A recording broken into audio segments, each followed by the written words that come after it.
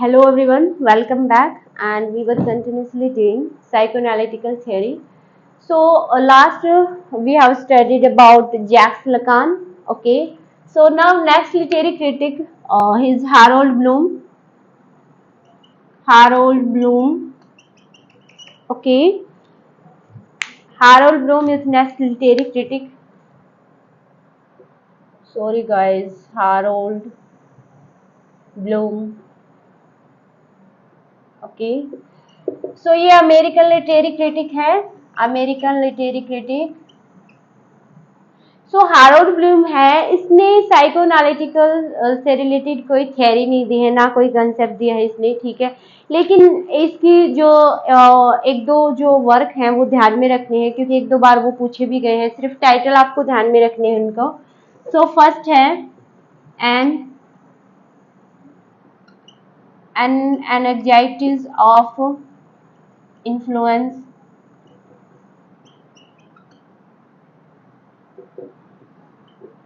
a theory of poetry okay it was published in 1973 second है a map of misreading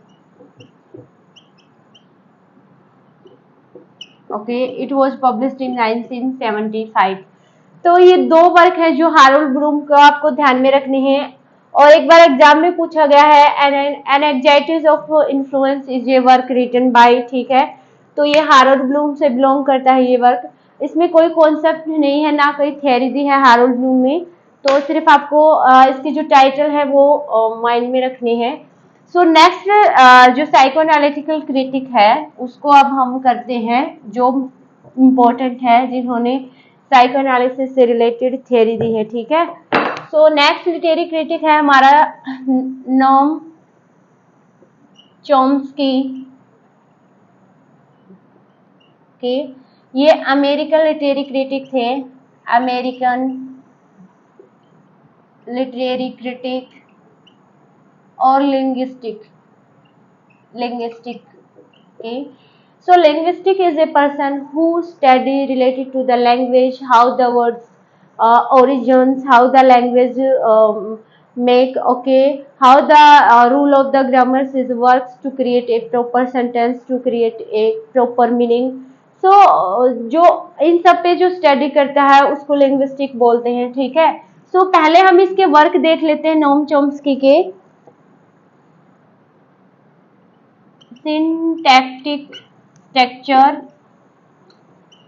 syntactic structure okay 1957 second है aspects of the theory of syntax okay which was published in 1956 okay ये पहले आएगा ये बाद में आएगा भाई लैंग्वेज एंड माइंड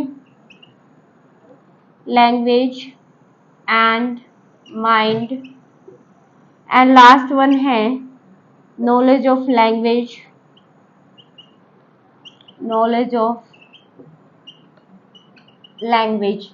सो ये 4 इंपॉर्टेंट वर्क हैं जिसके टाइटल आपको ध्यान में रखते हैं ठीक है मैच द फॉलोइंग में टाइटल बहुत इंपॉर्टेंट है भाई मैं सिर्फ ऐसे तो इन्होंने पता नहीं कितनी बुक्स लिखी हैं कितने थियरी पे बुक लिखी है लेकिन जो इम्पोर्टेंट होती है जो एग्जाम में पूछी गई है या पूछी जाने की चांस है may be they can ask okay so only then title I am here giving you to remind only that title like synthetic structure ठीक है aspects of the theory of syntax language and mind knowledge of language तो ये 4 important title है जो book है जो साइकोएनालिटिकल theory से related है तो इनके आपको टाइटल ध्यान में रखने हैं और अब इन्होंने जो लैंग्वेज से रिलेटेड जो थ्योरी है लिंग्विस्टिक से रिलेटेड उस पे फोकस करते हैं इन्होंने तो इसकी जो बुक है लैंग्वेज एंड माइंड मैं जो कॉन्सेप्ट करवाने जा रही हूँ वो इस बुक से है ठीक है तो I have to rub it because there is a no place to right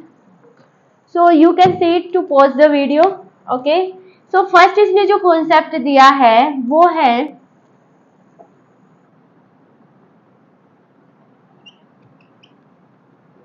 transformative, generative grammar. Okay, so इसको TGG भी बोल सकते हो शॉर्ट में। So transformative generative grammar is a concept related to Noam Chomsky. So in this concept, he talk about the structure of the sentence. He talk about the rule of the grammar which plays the important role to create a sentence, and that sentence give a proper meaning. Okay, तो किसी भी language को सीखने के लिए हमें grammar के rule regulation जो होते हैं, ठीक है, उसका ग्रामर जो उसका पैटर्न होता है ग्रामर का, उस पे पहले उस पे कमांड करना बहुत जरूरी होती है। ठीक है, जो पैटर्न होता है ग्रामर की, जो रूल रेगुलेशन होते हैं, वो किसी भी लैंग्वेज को सीखने के लिए इंपॉर्टेंट रोल प्ले करते हैं। तो यहाँ उन्होंने इनेट स्ट्रक्चर जो होता है ग्रामर का, उस पर फोकस किया है, इनेट स्ट्रक्चर। ठीक है, इनेट स्ट्रक्चर में वही ग्रामर के रूल रेगुलेशन आते हैं। ठीक है, तो इन्होंने बोला कि how we should collect the word, how we should put the word in a proper order that make a complete sentence. तो इन्होंने प्रॉपर ऑर्डर पे भी फोकस किया है। जैसे पहले सेंटेंस में हम सब्जेक्ट आता है, लेकिन फिर वर्ब आएगा, फिर ऑब्जेक्ट आएगा। ठीक है, डायरेक्ट ऑब्जेक्ट आता है, अगर प्रोपोजिशन दे रखी है तो वो ऑब्जेक्ट से पहले आएगी। ठीक है, तो ये सब जो प्रॉपर ऑर्डर होता है एक सेंटेंस को क्रिएट करने के लिए, ठीक है, तो उसको उन्होंने इनेट स्ट्रक्चर का नाम दिया है। ठीक है, तो ये होता है ट्रांसफॉर्मेटिव जनरेटिव ग्रामर। जो ग्रामर के रूल रेगुलेशन होते हैं वो लैंग्वेज को सीखने में इंपॉर्टेंट रोल प्ले करते हैं। तो सेकंड इसका कॉन्सेप्ट है वो है यूनिवर्सल ग्रामर। सेकंड कॉन्सेप्ट है वो है universal grammar. Universal grammar, okay, ये जो यूनिवर्सल ग्रामर है, ये जो क्वेश्चन है आप इसको स्टार लगा सकते हैं 2-3। ठीक है, ये 2-3 बार रिपीटेडली पूछा जा चुका है एग्जाम में कि universal grammar concept is related to, ठीक है, तो that is related to Noam Chomsky. So क्या होता है universal grammar? Universal grammar is a grammar in which there is a device which is called LAD।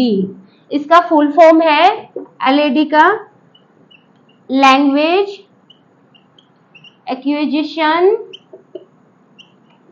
Device. ठीक है, language acquisition device LAD। तो Noam Chomsky says that when a child is born, okay, so he born with a language acquisition device.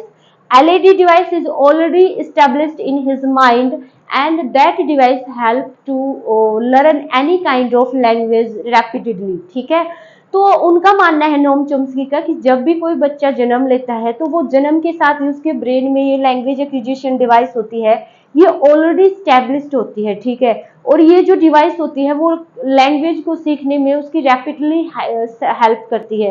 इस device से जो बच्चा होता है वो लैंग्वेज को जल्दी कैच करता है, लैंग्वेज पे जल्दी पकड़ करता है। ठीक है, तो इस जो डिवाइस होती है लैंग्वेज एक्विजिशन डिवाइस, इसको भी एक बार एग्जाम में जैसे पूछा गया है, लैंग्वेज एक्विजिशन डिवाइस है वो किसने दिया है। ठीक है, तो ये भी आपको ध्यान में रखना है।